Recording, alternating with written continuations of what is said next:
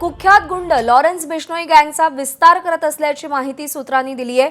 मुंबई पुण्यातून बिश्नोई टोळीमध्ये तरुणांच्या भरतीचे प्रयत्न सुरू आहेत अशी माहिती सूत्रांकडून मिळतेय। यासाठी बेरोजगार गुन्हेगारी पार्श्वभूमी असलेल्या तरुणांची मुंबई पुण्यातून भरती सुरू असल्याची माहिती आहे। बिश्नोई टोळीमध्ये आल्यास एरियात तुमची दहशत निर्माण होईल, प्रसिद्धी पैसा मिळेल असं आमिष दाखवलं जातंय। टोळीत भरतीसाठी सोशल मीडियाचा वापर केला जातोय। उत्तर प्रदेश, बिहार, पंजाब, हरियाणा पाठोपाठ मुंबई पुणे सुद्धा टार्गेटवर आलंय। सूरज ओझा आपल्याला या सगळ्या संदर्भात अधिक अपडेट देईल। सूरज, मुंबई पुण्यासारख्या शहरात बिश्नोई गँग आपली पाळंमुळं कशी रोवतीये, कोण कोण निशाण्यावर आहे, कशी मोडस ऑपरेंडी आहे त्यांची?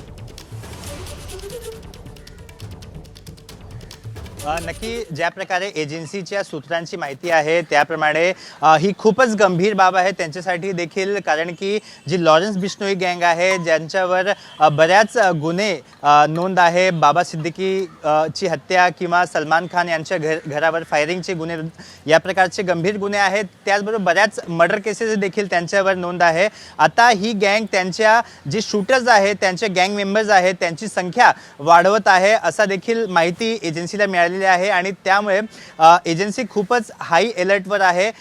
त्यांच्या निशाण्यावर मुंबई आणि पुण्यातले जे तरुण आहे, जे बेरोजगार तरुण आहे किंवा त्यांची गुन्हेगारी पार्श्वभूमी आहे आणि ते सोशल मीडियावर ॲक्टिव्ह आहे, अशा लोकांना सोशल मीडियाच्या माध्यमातून रिक्रूट केला जातो। त्यांना पैशांचा आणि त्यांना पॉवर मिळेल अशा आमिष दाखवला जातो। त्याचबरोबर लॉरेन्स बिश्नोईला हिरो म्हणून संबोधित केला जातो की हा एक हिरो आहे आणि त्यामुळे आता जेवढे हे नवीन तरुण आहे, खास करून पुण्यातला जर म्हटलं तर पुण्यात असं म्हटलं जातं आहे की बऱ्याच ठिकाणी डेव्हलपमेंटचं काम सुरू आहे, बिल्डिंग बांधली जात आहे, कंपनी सुरू केली जाते, तर तिथे लँड ग्रॅबिंग करणे किंवा या प्रकारचे जे क्राईम आहे त्यात काही छोटी छोटी टोळी ॲक्टिव्ह आहे आणि आता ही टोळी लॉरेन्स बिश्नोई गँगकडे आकर्षित होते आहे आणि त्यांची गँगमध्ये जाण्यासाठी तयारी दाखवत आहे।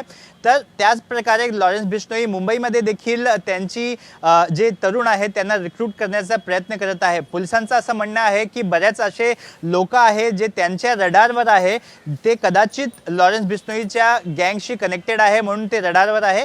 तर ही एजन्सीसाठी खूपच गंभीर बाब आहे जी आता समोर आलेली आहे। जी निश्चित सूरज, धन्यवाद दिलेल्या माहितीसाठी। एबीपी माझा, उघडा डोळे बघा नीट।